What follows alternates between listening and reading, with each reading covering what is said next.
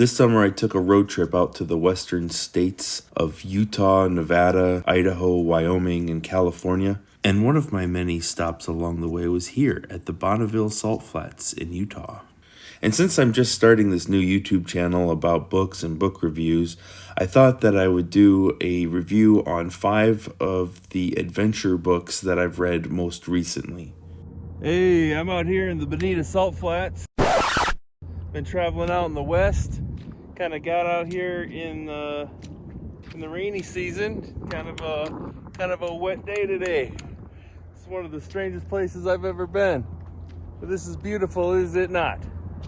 I am here today to talk to you about 5 books, and the first stop on my itinerary was Nevada, in a small place called Wendover. I got there a little bit before nightfall. I went on a short little hike. Here it is. My original plan was to come out here and talk about books and do a book review video for you while I was out and about, talk about 5 books about hiking and backpacking and walking while I did some hiking myself. The interstate, right there. So this isn't too far off the beaten track. I can't find the trail that actually circumnavigates this mountain. So that's fine. I came out here with the thought of talking about some books, and I think that I will talk about one. And that book is How to Walk Across America and Not Be an Asshole by Tyler Colson. And I've chosen to talk about this book out here while I'm walking because this book is near and dear to my heart and sort of topical, because I've read the book 3 times, and every time I read the book it scared me out of walking across Utah and Nevada.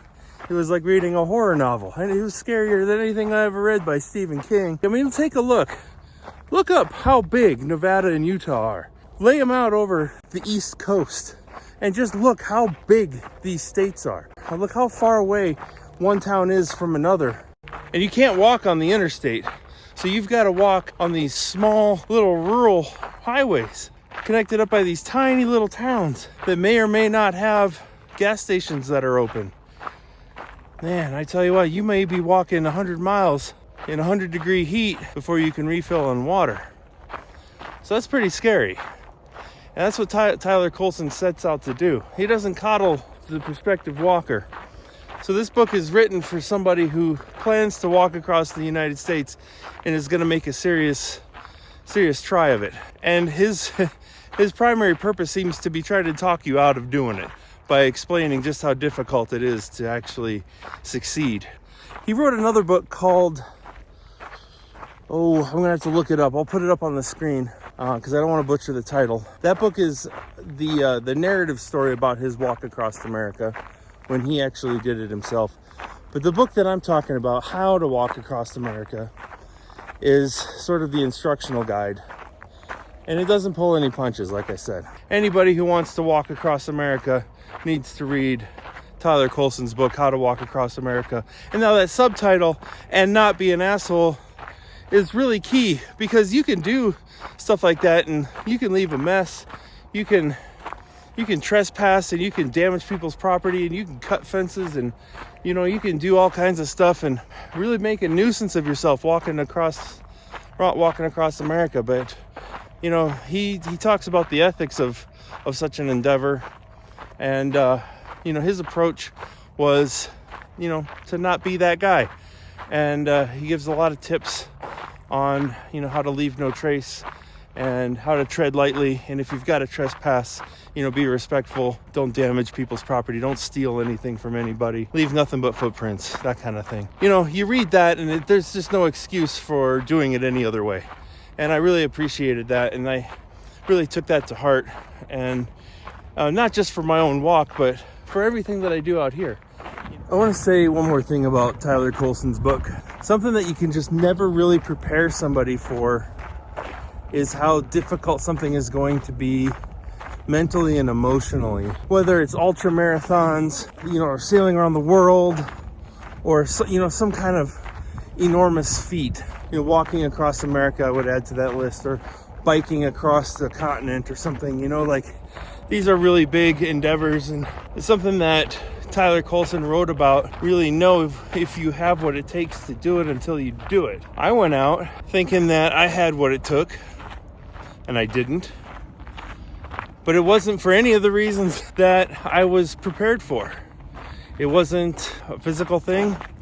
It wasn't about blisters or the miles I put on my legs every day. It wasn't about being uncomfortable around people. It turned out to be the uncertainty of where I was going to sleep every night. And also other things like pushing myself too hard, thinking I could make a game out of mileage, personal bests, and things like that, and making bad priorities, gaming it in such a way that was detrimental. Tyler Colson warned me that there would be things that would come up that I wasn't prepared for. That was right there in his book. He told me to be ready for the unexpected, and I wasn't. So, and anybody who wants to undertake something huge, I don't want to try to talk you out of doing it, but I do want to tell you, you got to look beyond, the simple physical. Train your body, and you can get mentally tough and you can overcome physical obstacles. I feel like by the time you're ready to take something on that big,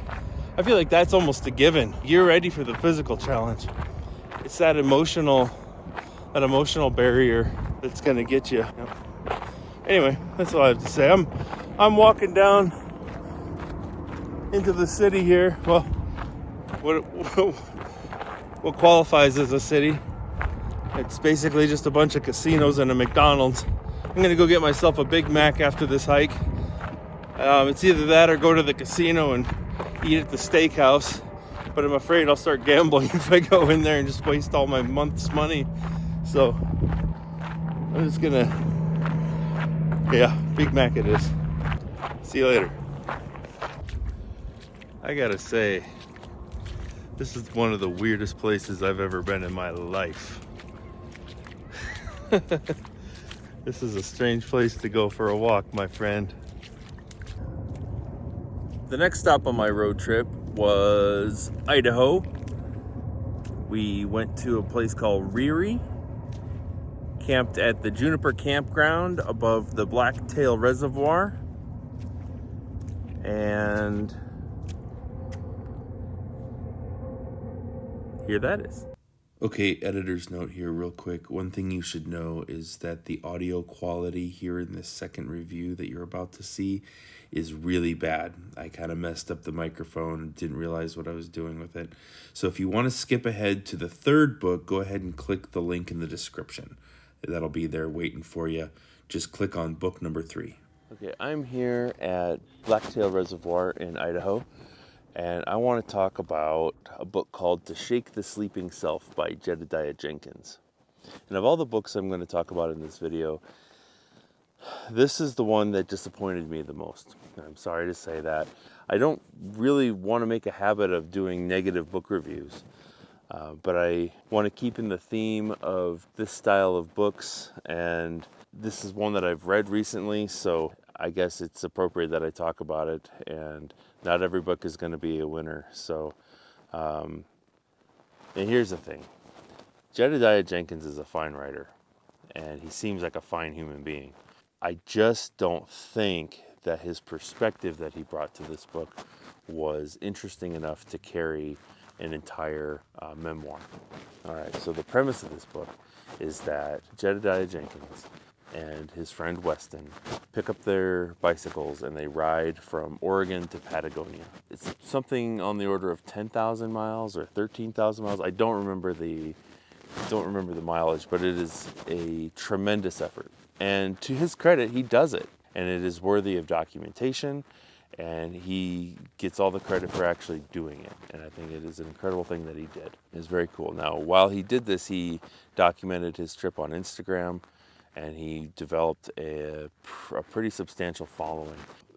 My criticism of this is he feels like it just sort of happened sort of by chance, and that he feels a little baffled by how he kind of happened to meet some executives at Instagram because somebody he knew happened to know somebody at Instagram. And I thought that was pretty cool while I was reading. And then I find out later that Jedediah Jenkins wasn't just an average guy. I didn't know he had some clout of his own. He was involved in the Coney 2012 documentary. I believe he was one of the lawyers in that. I mean, so like he was a part of like a major social movement already, and that puts him sort of in the sphere of these people already. Like, they would have kind of maybe known who he was, or at least been willing to talk to him because of his involvement in this other project. And so it wasn't just like he's nobody. So I don't know why he acted like he was so surprised that he got this recognition and this attention from these Instagram executives. And the whole book is kind of littered with this sort of naivete on Jenkins' part. The other thing is that he was completely and totally 100% ill-prepared for this biking trip. Now, in the end, like I said, he does accomplish the goal. He makes it to Patagonia, but he made it a lot harder on himself than he should have. He didn't really prepare. He didn't train for it. He didn't really know anything about cycling. He didn't know how to change a tire. He didn't know anything about bikes. And not only that, but he didn't bother to learn Spanish. He bought the Rosetta Stone 14 months before he went into Mexico, but he didn't bother to even learn it. I just don't understand that. I don't understand how you're going to travel through somebody's country on a bicycle and then just expect them to be able to help you when you need help and figure out what you need. Those kinds of criticisms aside, adding to those criticisms, I guess, is the fact that he says that he's interested in anthropology. And so he wants to, at the outset of the trip, he says that he's interested in learning about other cultures. And so when he gets down to Mexico and he gets into South America, he does observe other cultures, but he turns down a lot of invitations to take part in what's going on around him. But he's there with his friend Weston. And Weston is not timid, and Weston is not shy. Weston is the most outgoing person that Jedediah probably knows. And he brought him along. I wish this book was told from Weston's point of view. And Weston seems like such a much more interesting character. He seems like if this was a fictional book, I would have insisted that this book was focused on Weston, not on Jedediah. Jedediah has no observations that are worthy of note in this book. He meets people and he has no thoughts about them that I want to hear. He thinks about himself a lot, and so the book is called To Shake the Sleeping Self, and so this is really meant to be a journey of self-discovery, and I understand that. Okay, so I'll get to that in a second. But in other books that I've read about people going out and experiencing the world, you do experience the world, don't you? But no, he does not. He does not seem to have been moved by the world whatsoever. It seems to have been an inconvenience for him. A place where his tires get flat and the rain falls on him and it gets hot and he has to suffer through it, and he has to make himself understood these strangers who can't understand English. I was just infuriated the whole time that he's making this so much more difficult on himself, and that he's not embracing this journey, and that he's not accepting the fact that he's in another country, and he spends so much time thinking about going home. And he does go home. He goes home for a long time in the middle of this trip. He just leaves the road and he goes home. And then he comes back and he finishes, but he's not present in the moment. I just feel like his whole entire approach to this was to become Instagram famous. It was like a stunt, and he pulled it off, and he did it. And so congratulations, you did it. You did something that I've never done. But at the end, he really felt completely unchanged. And let's get to the heart of this thing. Like, so To Shake the Sleeping Self. He starts this book slumbering in himself, right? Like he's sleepwalking through his life, and he's got all these unresolved issues with himself. One of these issues is that he has this issue with his mother and his sexuality. So he's gay, And his mother believes that he is disgusting for being gay. She has called him disgusting. And this hurts him. But he can't broach that subject with his mother because she shuts down or she gets angry. And so he never does. He never brings it up to her. But he spends a lot of time in the book feeling hurt about that.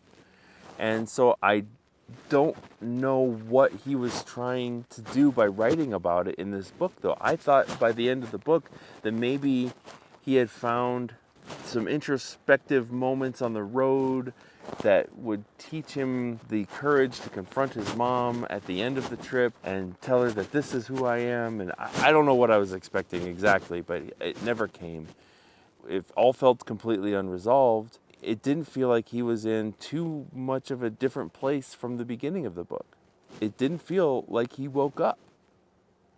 And I don't understand what the point was. And it's okay that you don't, I mean, you go on a journey of that magnitude, and maybe you think you're going to solve all your life's problems.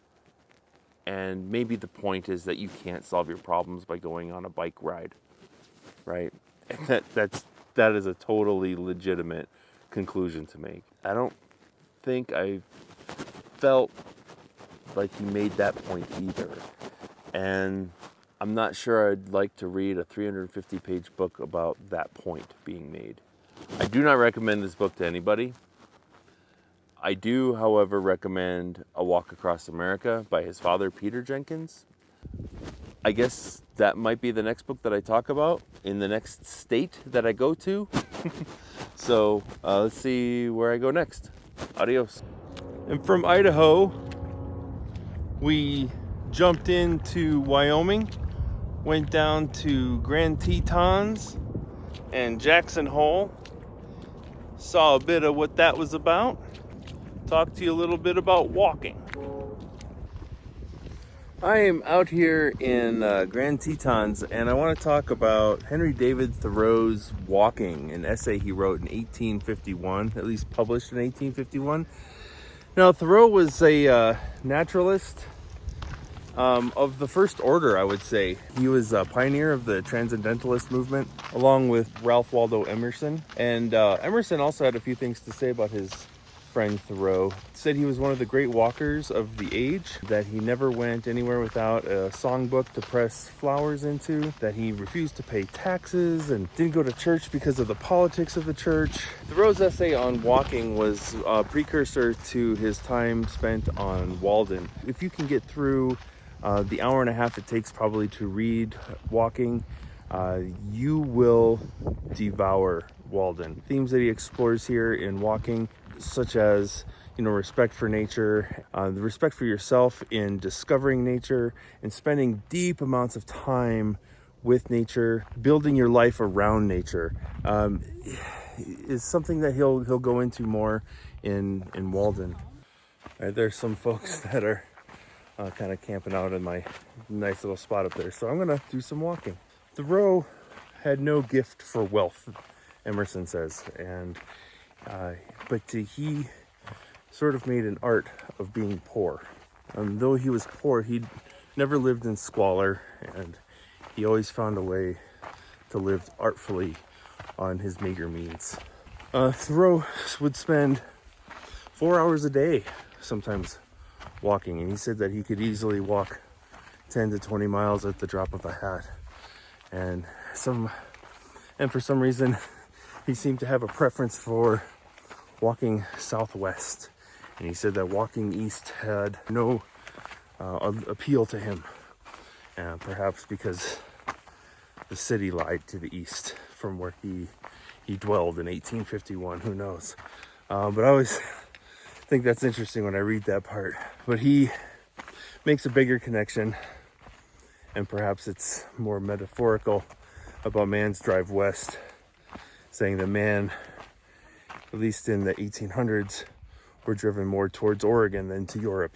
He certainly had some peculiar ideas, though. One of them being about how he preferred to have a swamp in his front yard rather than any kind of manicured garden. The fecund swamp had more appeal to him than a hard-packed garden path that you could walk upon. And he said that he would prefer to enter his house by a back door than to have a manicured front yard. I don't know what to make of that. I think that parts of this essay sound like a guy who's spent a lot of time by himself, and he's just maybe trying to, I don't know, work something out. One thing before I kind of start reading a bunch of quotes is I want to talk about the idea of wildness here. Thoreau says that wildness refreshes man, that the most alive man is the wildest man. And I can't help but feel that when I come out here, and even though there's a lot of people out here doing the same thing I'm doing, not making videos about Thoreau on a selfie stick, but coming out here and enjoying the views, I feel like happy.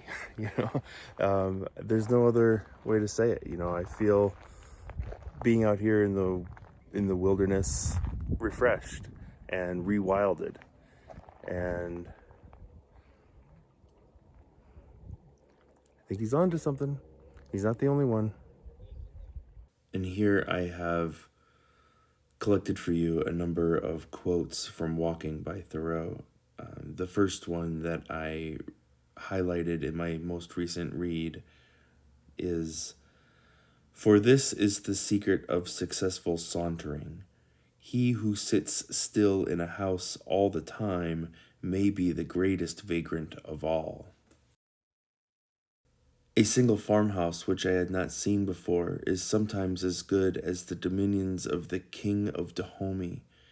There is in fact a sort of harmony discoverable between the capabilities of the landscape within a circle of 10 miles radius or the limits of an afternoon walk. It will never become quite familiar to you. In this sort of imagined conversation between himself and Ben Jonson, he says, Ben Jonson exclaims, "How near to good is what is fair?" So I would say, how near to good is what is wild? He goes on to say, life consists with wildness. The most alive is the wildest. Not yet subdued to man, its presence refreshes him. Of the ancient forests of the East, Thoreau says, they survive as long as the soil is not exhausted. Alas for human culture, little is to be expected of a nation when the vegetable mold is exhausted and is compelled to make manure of the bones of its fathers. There the poet sustains himself merely by his own superfluous fat, and the philosopher comes down on his marrow bones. So make of that what you will. In literature, it is only the wild that attracts us. Dullness is but another name for tameness. It is the uncivilized, free, and wild thinking in Hamlet and the Iliad, in all the scriptures and mythologies not learned in the schools, that delights us. As the wild duck is more swift and beautiful than the tame, so is the wild thought. A truly good book is something as natural and as unexpectedly and unaccountably fair and perfect as a wildflower discovered on the prairies of the West or in the jungles of the East. Genius is a light which makes the darkness visible, like the lightning's flash which perchance shatters the temple of knowledge itself. I rejoice that horses and steers have to be broken before they can be made the slaves of men, and that men themselves have some wild oats still left to sow before they become submissive members of society. Undoubtedly, all men are not equally fit subjects for civilization, and because of the majority, like dogs and sheep, are tamed by inherited disposition, this is no reason why others should have their natures broken, that they may be reduced to the same level. And here, in a resounding endorsement of sleep, Thoreau says, "Many a poor, sore-eyed student that I have heard would grow faster, both intellectually and physically, if instead of sitting up so very late, he honestly slumbered a fool's allowance." God, that sounds good. Slumbering a fool's allowance. In short, all good things are wild and free. There is something in a strain of music, whether produced by an instrument or by the human voice. Take the sound of a bugle in a summer night, for instance, which by its wildness, to speak without satire, reminds me of the cries emanated by wild beasts in their native forests. It is so much of their wildness as I can understand. Give me for my friends and neighbors wild men, not tame ones. The wildness of the savage is but a faint symbol of the awful farity in which good men and lovers meet. After leaving Wyoming and Idaho, took a drive across Utah, found a place called Lone Rock out there in the middle of nowhere. Thought I'd check that out. Hey, so I just wanted to come out and talk about Peter Jenkins' book, A Walk Across America today. I'm out here at Lone Rock, Utah, and this is a pretty cool spot, I guess. That's my rental car. They upgraded me to a 4Runner. I'm supposed to be driving a Toyota Corolla. I don't think that would have made it out here, but they upgraded me to a 4Runner, so I get to come to this spot. That's pretty cool. Free upgrade. Why not? So let's talk about Walk Across America. So it's a little bit windy out here, so I'm going to apologize in advance for any kind of muffled wind. I don't have a mic today. In the early 70s, about 1973, Peter Jenkins graduated college and decided that with all the turmoil of the Vietnam War and everything going on, he wanted to see the country, kind of get an idea for what his country was all about. Living in New York, he trained with his dog Cooper, half Malamute, to start walking across America. It was this section of the book where he trained for the walk in New York, up in the hills and the mountains up there. That was probably my favorite part of the book. Not because it was terribly adventurous, but because the adventure was still to come, you know? And he talked about how excited he was at the prospect of doing something big. And when I read the book, it filled me with a sense of awe and longing to do something just as big and audacious. So he departs, he sets out and sets his sight on the south and eventually walks all the way to Louisiana, which isn't exactly a walk across America, but it's a good long ways, it's a good long trek, it's a respectable walk.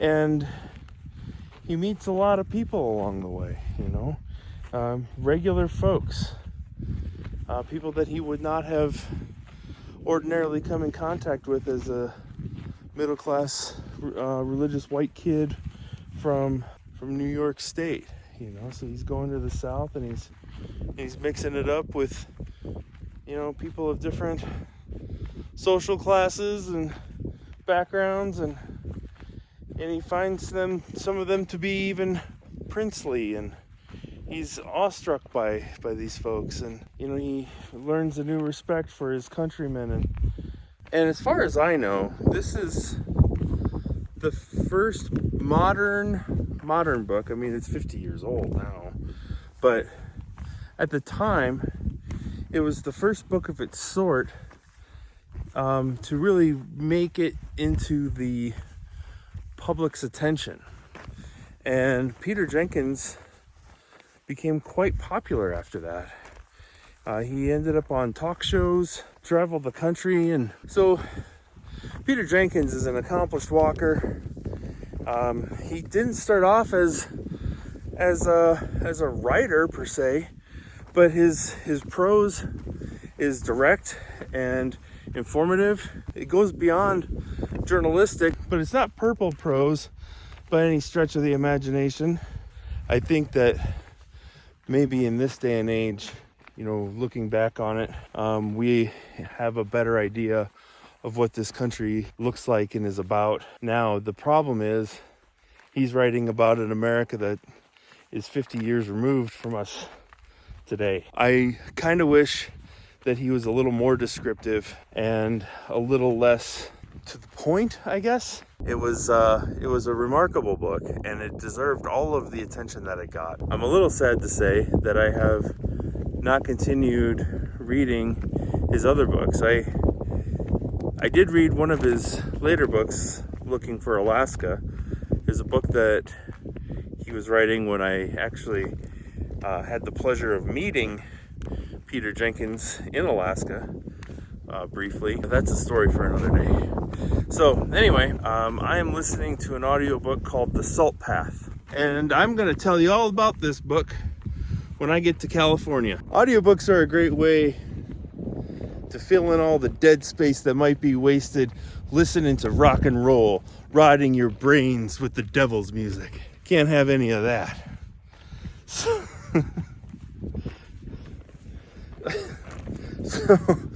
I'm listening to this audiobook today and tomorrow, and it ought to be a nice way to wrap up these reviews about walking and outdoor adventure that I've been giving you here. So I'm gonna, gotta get up this hill yet, and I'll see you on the other side.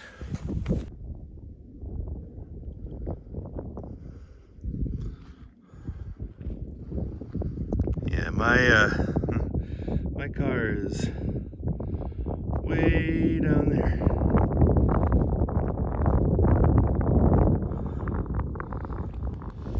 The last stop on my summer vacation out west was a long drive out to the coast, to the left coast, to Santa Rosa, California.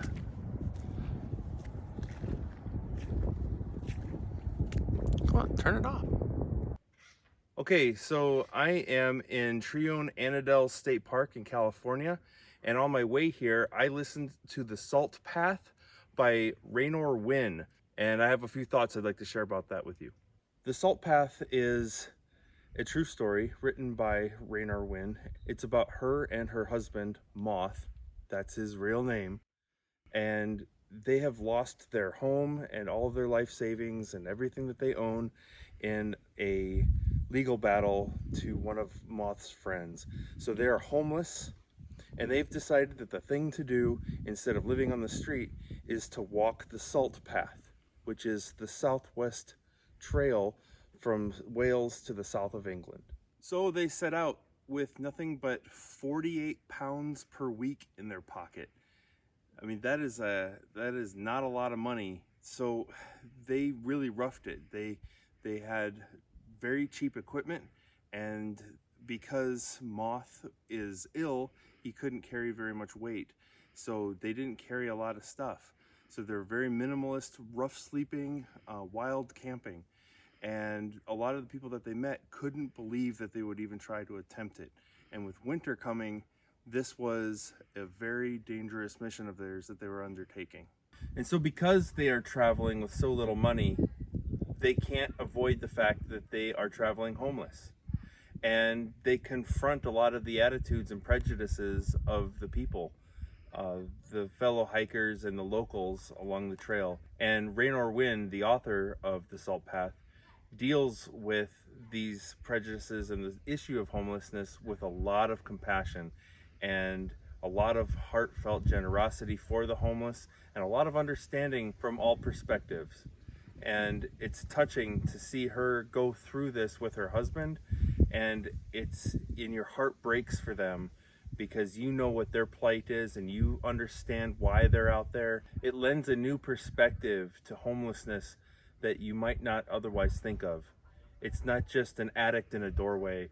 It's not a bum sleeping on a cardboard box in the street. These are real people who had a real life, and they had the same kind of success and family as you and I, and they had it all taken away from them, and it's heartbreaking. and to see them face this new life on the road, it was a transformative read. So Raynor and Moth are traveling together, husband and wife, and they are nearing 60, and Moth has been diagnosed with CBD. Not that CBD. It's a degenerative muscle disease, and it is terminal. They don't know how long he has, but it's already affecting him. He has terrible shoulder pain.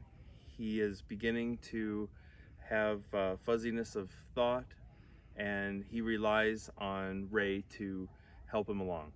And he can't carry a lot of stuff on his pack. It turns out that along this 630-mile trek that they do complete by the end of the book, he's able to gain more mobility, he gets stronger, and things get better. And this is such a transformative event for them. Something that they were doing to kind of put off the homelessness turned into something that gave him more life, that enlivened him, rewilded him, enlivened their marriage, and gave him more life toward the end of his life. And it was such a rich and rewarding experience for them. I cannot recommend this book more. So pushing themselves with this terminal illness always looming in the background taught themselves that they had a fortitude inside that they didn't know they had.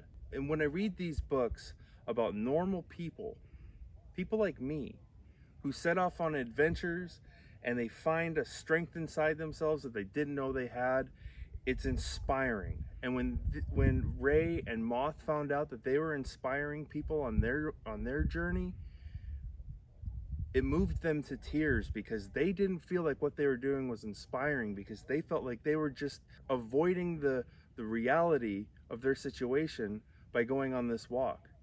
But along the way, people were impressed with what they were doing. They were inspiring people every day on their journey. And I think that we all have that power, and that's what the power of this book is. And that's really what the message that I took from this book was, is that ordinary people can undertake arduous journeys and inspire others along the way. I absolutely recommend this book. It's my favorite book that I've read all year.